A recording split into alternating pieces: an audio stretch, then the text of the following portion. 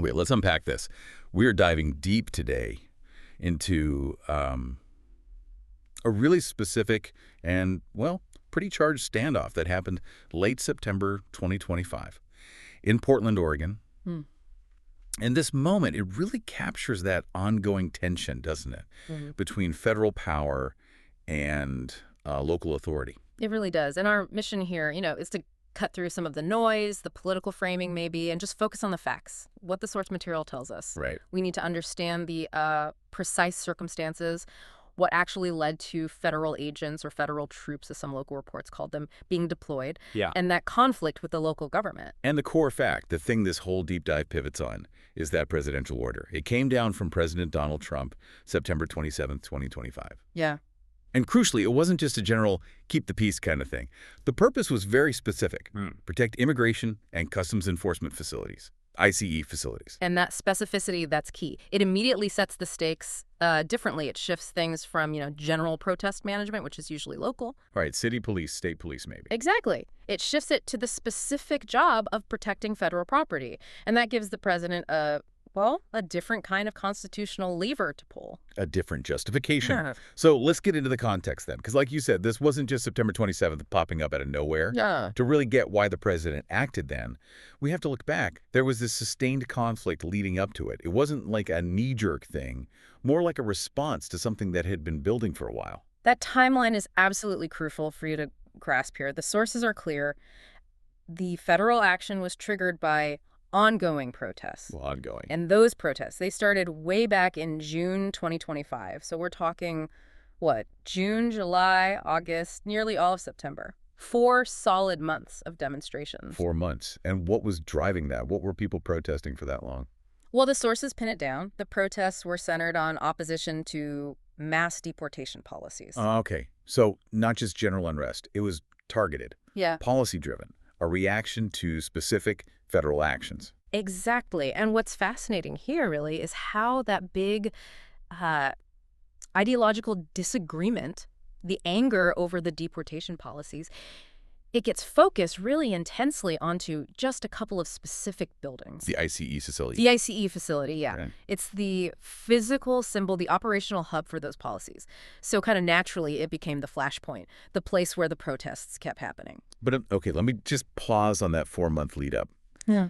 If protests go on for that long, it makes you wonder, right? Either local police were, managing it okay without federal help, or maybe, this depends on who we ask, I guess, maybe local police were deliberately not stepping in as much as the federal government wanted. What was the actual threat level to the buildings before the feds arrived? That's a really critical point about the federal justification, isn't it? Because deploying agents implies the feds believed the threat had become, unacceptable, or that local efforts just weren't cutting it to protect their assets. The sources do suggest that while, the protests were often peaceful, there were these recurring incidents, vandalism, sometimes attempts to block access to the buildings, that kind of thing. Right. So for the federal government, protecting its actual property, its operations, that became the priority, regardless of how local officials felt about the overall situation on the streets. And that difference, protecting the building versus policing the city, that's where the sparks really fly. Yeah. So let's shift now to the moment it happens. September 27th, 2025, the federal government steps in. Order comes from the top. Correct. President Trump gives the order. And the evidence shows the deployment wasn't subtle. It was immediate, very visible. Not like sneaking in a few extra guards. No. The source material mentions it directly. Armored vehicles arriving downtown. That sends a pretty unmistakable message about the scale of the intervention, doesn't it? It really does. I mean, you bring armored vehicles into a city center, especially one that's already politically tense like Portland was, that's a deliberate move, an escalation. Oh, absolutely calculated. It goes way beyond standard crowd control. It signals this, quasi-military presence. So what did the agents do when they got there? They moved fast. Focused on securing the area around the ICE facility in southwest Portland. And the sources confirm federal agents made at least one arrest right there outside the facility that same evening. Wow, okay, so immediate action. Immediate physical presence, Yeah. Immediate arrests, asserting federal control over that space right away. That's the direct result of the president's order playing out on the ground. Okay, now we hit that core tension, the thing that really blew this up into a major story. The local pushback, it was fast and it was strong, right? Who were the main voices against this? Immediate and very vocal opposition, yeah. Came from both the state level and the city level. You had Governor Tina Kotek and the mayor, Keith Wilson. Governor and mayor, top state, top city official. Exactly. And for you, the listener, it's probably worth noting the political backdrop here. Both Kotek and Wilson, they're progressive Democrats. So their opposition to a deployment ordered by a conservative president, specifically to protect ICE, well, it was maybe politically expected, but the way they opposed it jurisdictionally, that was significant. How so? Does the party alignment really change the legal argument? Well, it meant their unity against it was absolute, total lockstep, which gave them a really powerful single voice pushing back against the federal move. Okay. And their core argument, it's quoted right in the source material, they stated that state and city law enforcement can manage public safety without federal intervention. That's a direct challenge. It is. It's not just political noise. It's a formal claim. We are capable. You are interfering, asserting local sovereignty, local capability. That quote really is the heart of the whole conflict, isn't it? The city and state saying, essentially, stay out of our policing. But wouldn't the feds just say, look, U.S. code says we can protect our property. Doesn't matter if you think you can handle it. These are federal buildings, not city parks. And that's precisely the knot. That's the jurisdictional tangle, the federal government's authority to protect its property. That's pretty clear legally.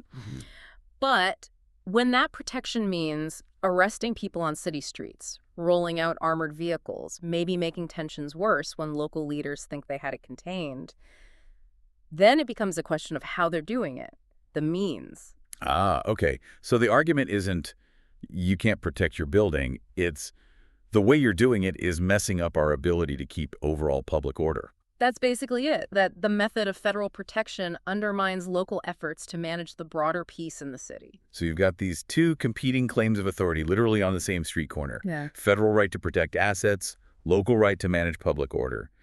And having the governor and mayor actively saying no just throws that conflict into really sharp relief for everyone watching. Absolutely. That local opposition, it forces us to ask, was this deployment really just about protecting the building, or was it also maybe sending a broader political message? Like what? Like, a message about the federal government's willingness to step in and enforce order, especially where local efforts might be seen from D.C. as too soft or maybe insufficient. That's kind of the unspoken implication when the governor directly refutes the need for help. That level of direct public confrontation between a president and a governor, a mayor, over who's in charge of law enforcement. Wow. It's pretty rare. But you get the sense the stakes felt incredibly high there that day in Portland. Oh, definitely. Those armored vehicles showing up. The visual impact alone must have been huge. It had to be calculated for that impact. The deployment wasn't just functional, securing the building. It was also a demonstration of force. You can't really separate the protective function from the message of, deterrence that those vehicles send. Yeah. They change the whole atmosphere of the protests, probably almost instantly. Okay, let's zoom out a bit then and just nail down the key facts we've unpacked for you today. We started with that presidential order, September 27th, 2025, aimed specifically at protecting ICE facilities. Right. And crucial context. This wasn't sudden. It was the federal government's response after 4 months since June of ongoing protests against mass deportation policies. Then the immediate results of that order. Federal agents deploy, visibly, armored vehicles downtown. And we know at least one arrest happened right away outside that Southwest Portland ICE building that evening. Tangible consequences. And the final key piece, that swift, united opposition from Governor Kotek and Mayor Wilson. Their statement was blunt. City and state police could handle it. No federal intervention needed. Yep. It's the highest levels of state and local government directly contradicting a presidential deployment order.